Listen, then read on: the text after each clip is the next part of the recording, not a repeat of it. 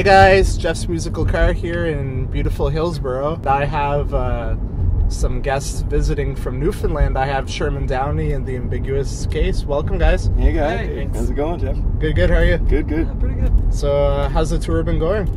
Very well, yeah. We just got out of, where were we last night? In Alma, and we played at Octopus's Garden. It was great. Mm-hmm. And I guess we're still in our first week, but we're out until about September 8th or so. The CBC Searchlight thing must have been huge. Like, how much of a game changer was that whole thing with you guys? I think it's definitely opened doors for us in terms of people kind of just being curious about what we're all about and coming out to shows because they've heard the name on CBC, you know. And of course, it also allows us to play in Jeff's Musical Car. Yeah, that was the only reason. You're currently working on a new album, is that right?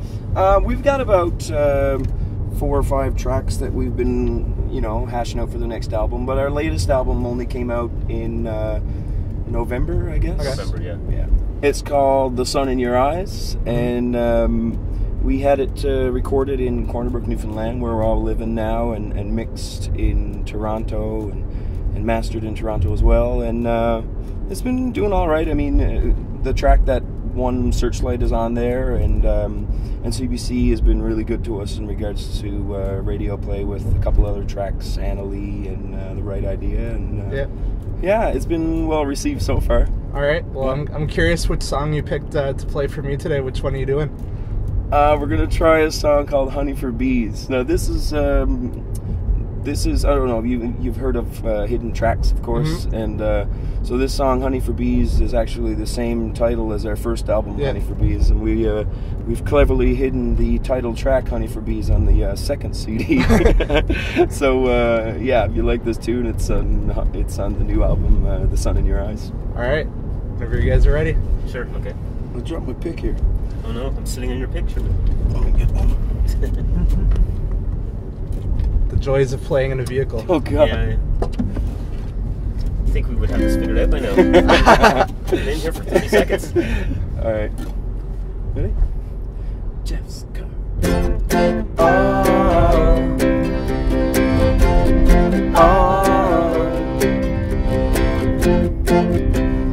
Fortune cookie, fortune behind the magnet on the fridge. The little lucky clover that you planted could never ever scratch that itch. The rusty horseshoe that you nailed over the band screen door. The little grain of salt over the shoulder could never ever bring you more. Sooner or later it'll get you. You put your money down and I bet you, like honey for the bee, baby, that is you. Oh, oh. Crooked little wishbone hanging in the window at the sink.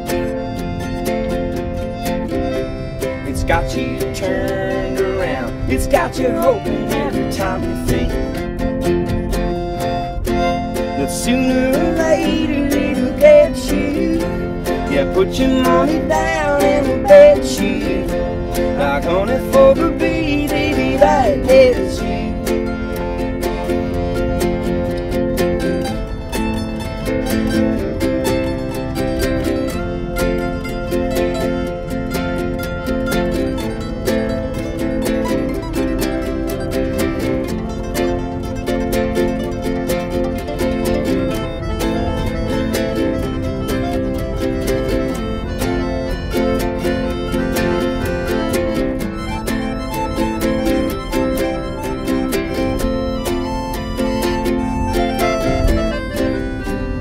Here's the part that you need the most. It's the piece of your heart that bleeds the most. Oh, oh, oh.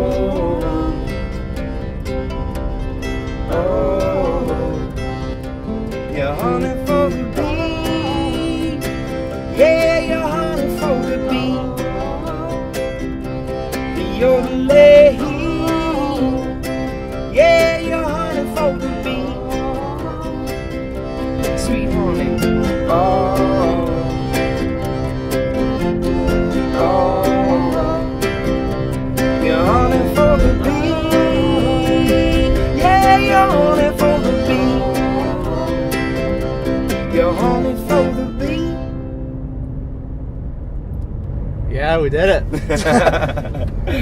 Living in Newfoundland, it must pose a bit of trouble just geographically tour-wise, but at the same time, it seems to balance out because people are really proud of their music there and proud of their band. So I guess there's some pros and cons of being there. Yeah, it's a bit pricey to get off the island. I think you're looking at 700 or 800 with 5 guys in a van to get off and get back. So it works good in a way because whenever we get off the island, we're gung-ho to have a tour. Yeah, make it count. Yeah, we can't just get off the island and do one show. And so it works out great that way in terms of the work ethic. And like you say, man, the people on the island and in the province of Newfoundland, Labrador, huge supporters in what we're doing. So, yeah, it's good to be where we are. Yeah. And what's the furthest place you've played so far? Furthest from home? Australia. Yeah. Wow. We did the Woodford Folk Festival there a couple of years ago, and went over with a huge contingent of Newfoundland artists, and then we ended up staying around after the festival and touring around a little bit, made some good connections there, and then when we came back, we stopped off in BC and stayed there for a couple of weeks. So yeah, those have been the longest trips. Yeah, I've heard good things about Australia because one of the other another musician I interviewed, Andy Brown, he goes there quite often. Yeah, we know Andy.